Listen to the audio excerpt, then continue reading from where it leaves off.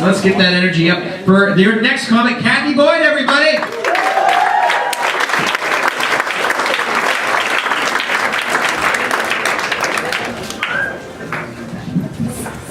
Hi, everybody. I think Shane should definitely have kids. I'm a mother of 4, but 3 would have been good. I'd have been good with 3. So, how is everybody tonight?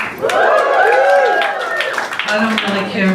I just got back from Punta Cana. You can probably tell by my tan. I don't know what the fuck Kyle's complaining about.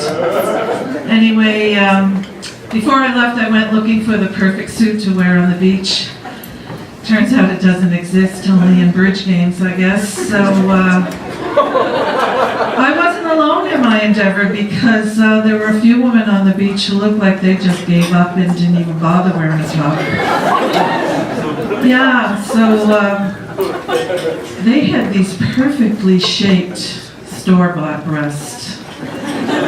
There's nothing off the rack there, if you forgive the pun.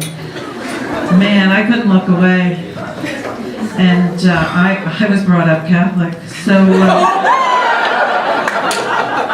anyway, I think I was a bit jealous because, you know, these puppies need some hardware to keep them up, you know, underwire or, you know, Invisalign for breast braces, whatever, praying. I think I was a bit jealous, but you know what I thought? I thought, you know, well, one day those women are going to have an annual mammogram, right? And I'm thinking, okay, they're going to have those tits compressed between 2 parallel plates. I mean, they may as well be vice grips. You can't get pancakes that flat, ladies. And they're going to be wishing they had these. So yeah, there's an advantage to being older, right? You can't get pregnant. Because you have to have sex to get pregnant.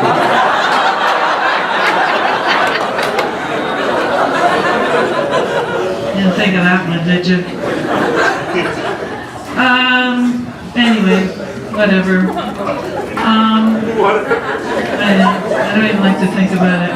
You know, because, you know, like the first thing that, you know, women have to worry about having sex, and they say the first thing to do is get up and go pee so you don't get a UTI. And I always thought that was weird because don't most people just get up and hang up the phone?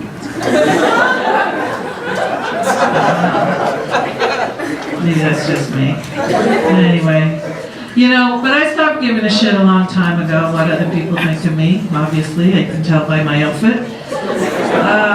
When I first met my husband, I tried like hell to win over his mother. You know, fast forward 30 years and I haven't spoken to that bitch on the phone since I invented caller ID.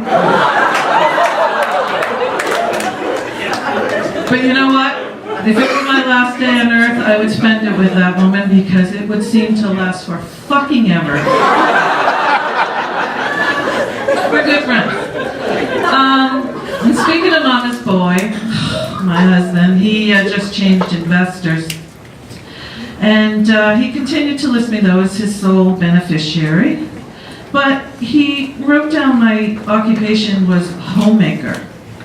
I'm thinking, what the fuck? Do I build houses for Habitat for Humanity? What am I, a fucking carpenter?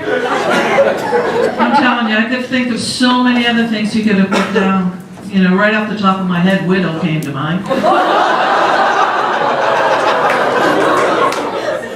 Anyway. And that same week, my son started a new job downtown, and he listed me as his beneficiary as well. And I said, oh, please don't die. I mean, my son, I love my son. He's very bright, but he's not very funny, although he did leave me in stitches about 26 years ago.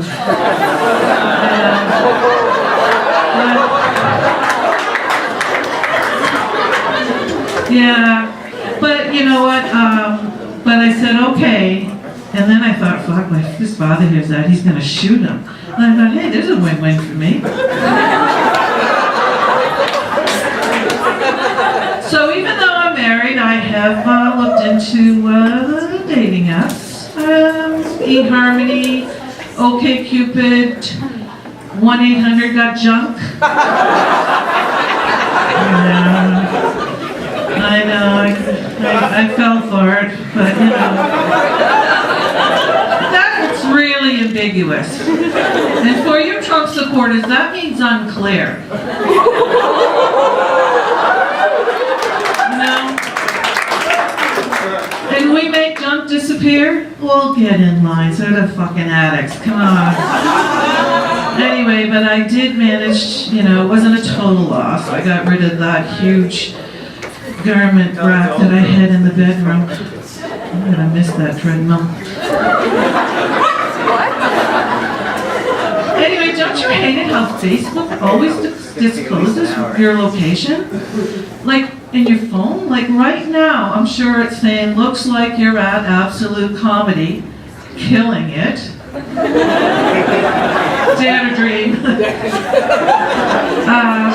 Yeah, the other day it said, looks like you're at Humphrey's funeral parlor. Let your friends know. Like he fucking cares, he's in the coffin. Anyway, I'm sorry to be so gloomy. I'm having a really bad day. You know, it's one of those days that leaves an indelible mark on you. Again, for you Trump supporters, that means, you know, unforgettable. Anyway, one of those watershed events, you know, like the Kennedy assassination, 9/11, Milli Vanilli. Anyway, I had my own personal watershed event. Have you ever had the bus driver lower the platform for you?